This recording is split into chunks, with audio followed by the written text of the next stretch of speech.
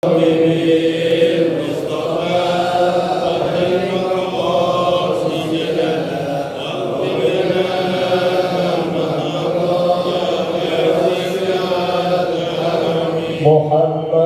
سيد الكونين والثقلين والفريقين من عرب ومن عجم يا رب بالمصطفى بالقاسم واغفر لنا يا واسع الكرم لم ينال أمير النعيم فلا أحد أبرك في قول لا منه ولا نعم يا رب بالمصطفى أجل مقاصدنا واغفر لنا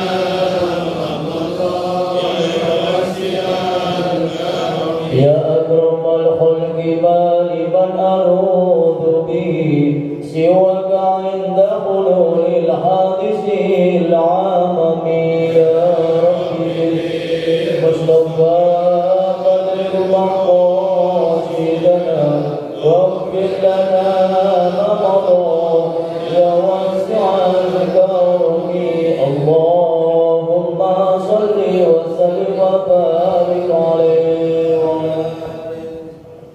Assalamualaikum warahmatullahi wabarakatuh.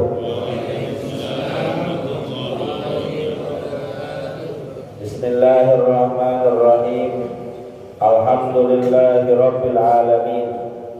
Allahumma salli wa sallim ala sayyidina Muhammadin wa ala alihi wa sahbihi ajma'in, amma ba'du. Fa inna asdaqal hadits kitabullah wa khairal hadi hadi sayyidina Muhammadin sallallahu alaihi wasallam wa syarrul umuri muhdatsatuha wa kullu muhdatsatin bid'ah wa kullu bid'atin dhalalah wa kullu dhalalatin finnar. Subhanaka la ilma lana illa ma 'allamtana innaka antal alimul hakim. Rabbi shrah li sadri wa yassir li amri wahlul 'uqdatam min lisani yafqahu qawli. Amin. Yang sama-sama kita hormati dan muliakan guru kita Ustaz Dr. Andes Haji Asman bin Haji Abdul Rahim, Ketua Masjid Al-Istiqomah Ustaz Asmari bin Kiai Haji Abdul Rashid Siddiq, Bapak-bapak, ibu-ibu, remaja, hadirin jemaah yang dimuliakan oleh Allah. Alhamdulillah, kita telah memasuki hari ke-15 daripada bulan Ramadan. Artinya sudah setengah perjalanan kita habiskan waktu untuk mengisi Ramadan yang sedang berjalan. Mudah-mudahan amal ibadah yang telah kita lakukan diterima oleh Allah, dan sisa Ramadan yang akan datang kita bisa isi dengan kebaikan-kebaikan yang lebih bagus lagi. Amin ya rabbal alamin. Lanjutkan bacaan kitab kita dari kitab An-Nasaihud Diniyah wal Wasaya Al-Imaniyah karangan Al-Habib Abdullah Al-Haddad. Bismillahirrahmanirrahim. Qala al-mu'allif rahimahullahu ta'ala anhu,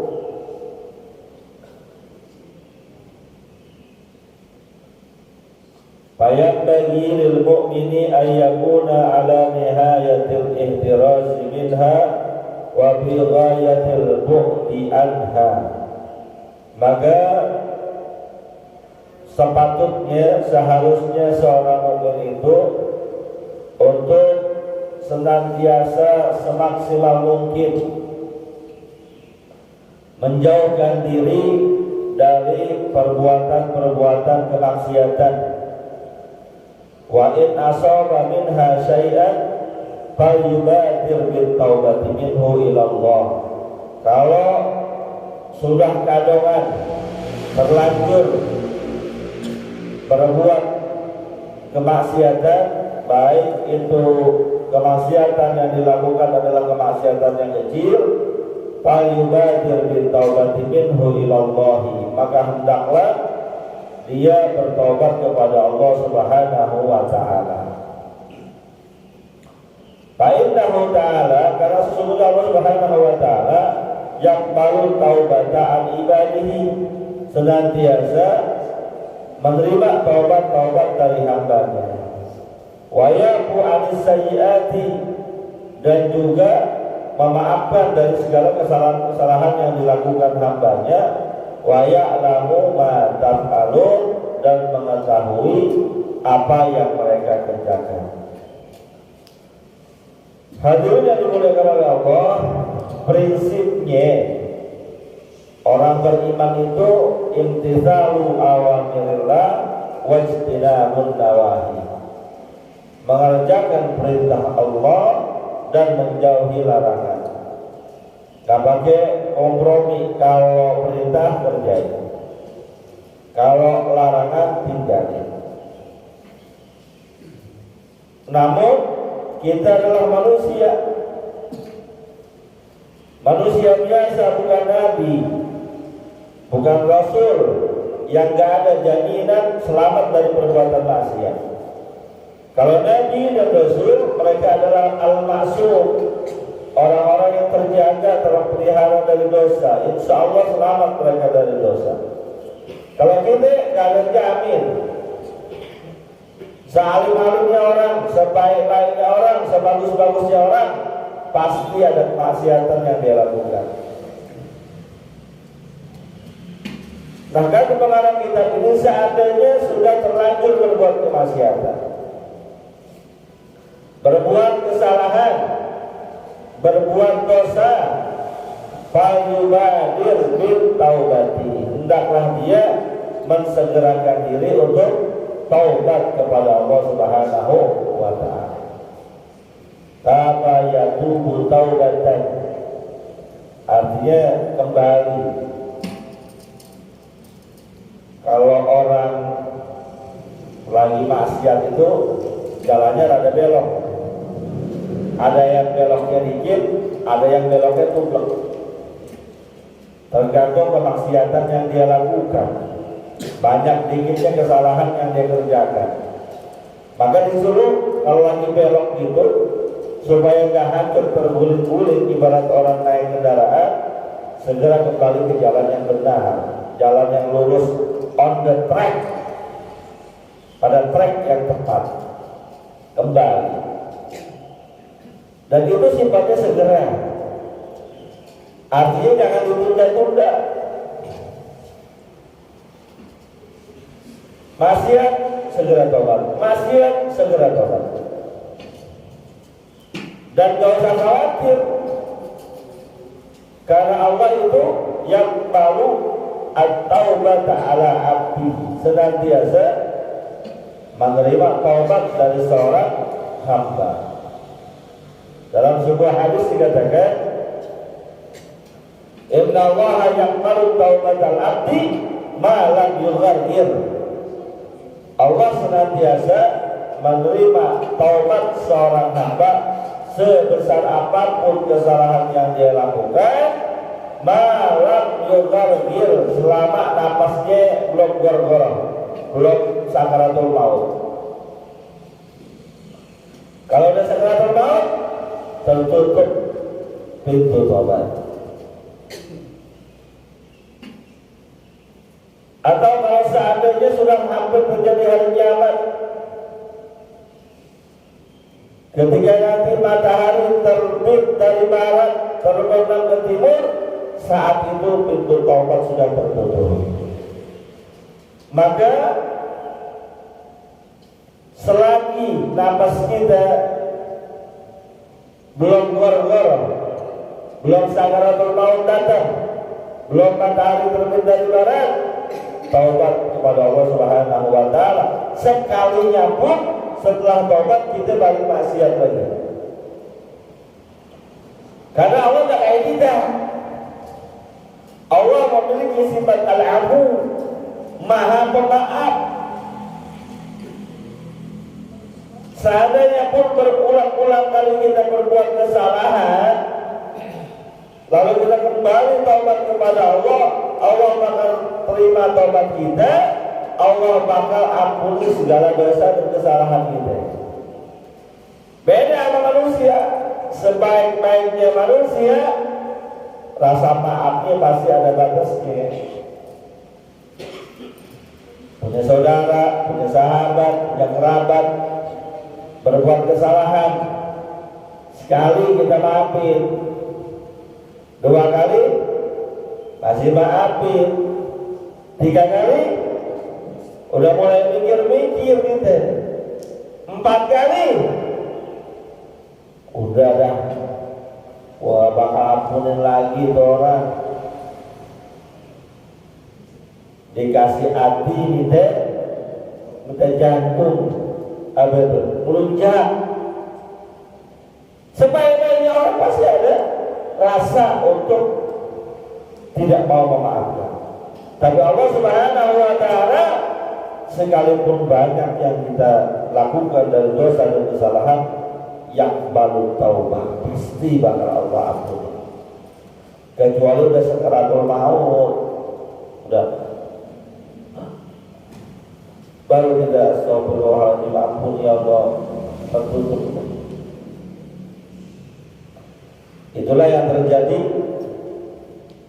terhadap Fir'aun yang ketika sudah tenggelam baru ngomong amantu bi rabbi Musa wa Harun, saya percaya kepada Tuhannya Musa dan Tuhannya Harun. Ngomongnya udah mau tenggelam, Allah gak terima.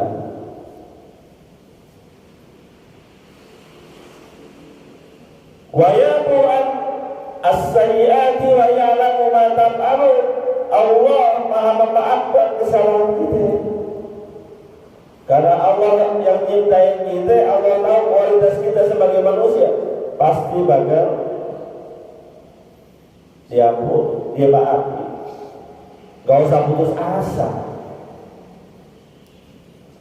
Karena ada riwayat hadisnya yang sering kita dengar ceritanya, orang membunuh 100 nyawa, dan tanggung-tanggung 100 orang dia bunuh. Datang kepada seorang alim yang paham ilmu agama, minta petunjuk. Dosa saya begini banyak, kira-kira kalau saya mau taubat diampuni apa enggak? Kata itu orang alim, inna Allah yaghfirul dzunuba jami'a. Allah Maha mengampuni dosa semuanya, jangan kata 100. 1000 nyawa kau bunuh, bertobat kepada Allah, pasti Allah akan ampuni. Senang ya orang. Tapi kata ini orang alim, untuk menghindari dari dosa-dosa setelahnya, pindah. Jangan tinggal di situ juga, pindah. Bagi ini sebuah simbol, isyarat kalau kita pengen tobat dari kemaksiatan yang kita lakukan, seandainya pun tidak bisa pindah tempat tinggal, yang bisa kita lakukan pindah teman.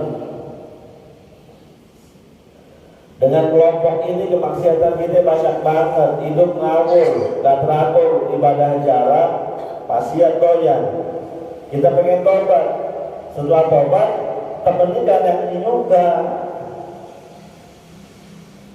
Cari komunitas baru, teman yang baru. Karena al-mar'u ala dini khalilihi, sering saya sampaikan, seseorang itu tergantung kualitas agamanya, tergantung bagaimana dia bergaul, siapa yang sering dia bermulazamah dengannya, bersahabat dengannya. Keluarga kita gak rajin ibadah, teman kumpulan kita gak rajin ibadah, pasti kita akan ikut. Keluarga kita gak rajin ibadah, teman kita rajin ibadah, sering hadir majlis taklim, pasti kita akan ketularan kerajinan ini. Pengaruh itu luar biasa, pengaruh pergaulan itu luar biasa, jangan dianggap enteng. Orang udah lulus, udah bagus, salah aja pergaulan, belok. Awalnya kita gak suka rokok, ini awalnya kita gak suka rokok. Lalu punya teman doyan rokok, lama-lama ikutan. Seandainya pun kita kuat gak ngerokok, paling gak megang-megang bungkusnya, paling gak megang-megang koreknya, udah pasti. Coba nih, saya termasuk yang sering nemuin anak-anak sekolah pada merokok. Karena kalau di sekolahan kan yang merokok pasti dipanggil sama gurunya, ditanya sama gurunya, dari kapan kamu merokok? Ada pelajar kita yang merokok itu dari SD, Pak. Karena saya, ya Allah, dijajah dari mak bapaknya buat beli rokok. Ada di sini, di mohon maaf saya nggak sebut namanya, di Bangkali mau pamit sama ibunya berangkat sekolah, pegang rokok. Saya tampar tangannya. Kalau saya kan ibu nggak ngomelin nih, ya udah bosan habis kemana dibilangin susah banget. Awalnya kita nggak omelin, jadi begitu doang. Kan jagoan banget itu.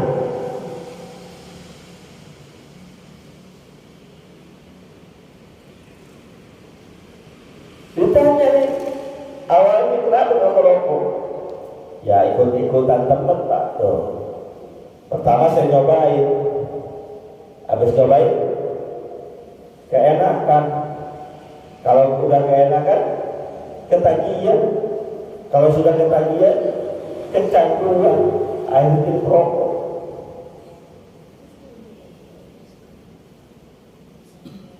Pak, rokok bagus apa enggak? Ayo jawab. Rokok bagus apa enggak? Yang bilang bagus berarti dia merokok.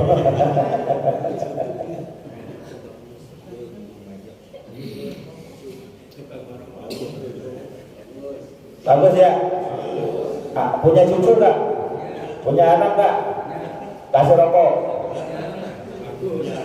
Ya katanya bagus itu rokok. Sebetulnya hati kita ini mohon maaf ya, ini mohon maaf yang rokok ya. Hati kita sendiri mengatakan rokok tidak bagus. Kalau memang rokok ente anggap bagus, anak ente yang umur 2-3 tahun kasih rokok, bakarin kalau perlu. Takdirnya pakai rokok kalau perlu. Hati kita sendiri nggak nganggap rokok itu nggak bagus, cuma udah kadongan demen, udah kadongan suka, kita ngomong rokok bagus kalau Ustaz. Paling enggak kalau merokok ada 3 keuntungan, Pak. Saya kasih tahu yang ngerokok ini ya, ada 3 keuntungan.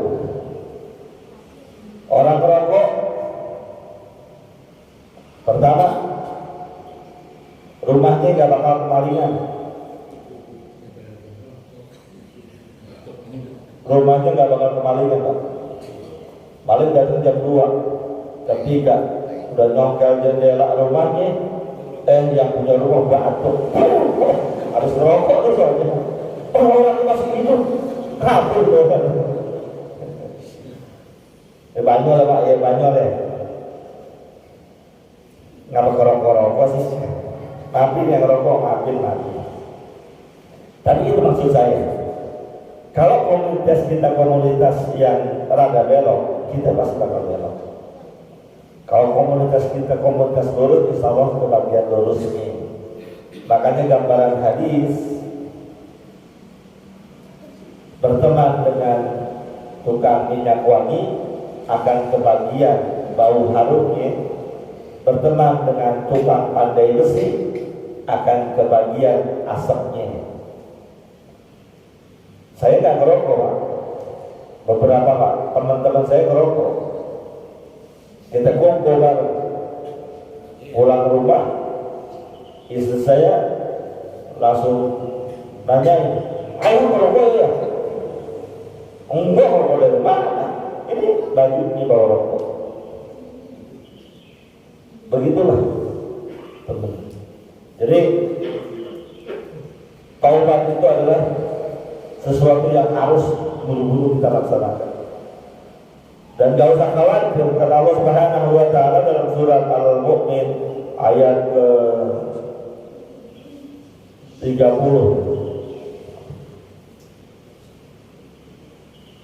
Surat Ghafir ayat yang ketiga dikatakan Ghafirin dzambi. Allah Maha mengampuni perbuatan dosa seorang hamba. Wa qabilit taubati, Maha menerima tobat. Syadidul iqab, tapi Allah juga Maha memiliki azab yang pedih. Kalau nggak taubat, azab. Zitauli, memiliki karunia yang sangat banyak.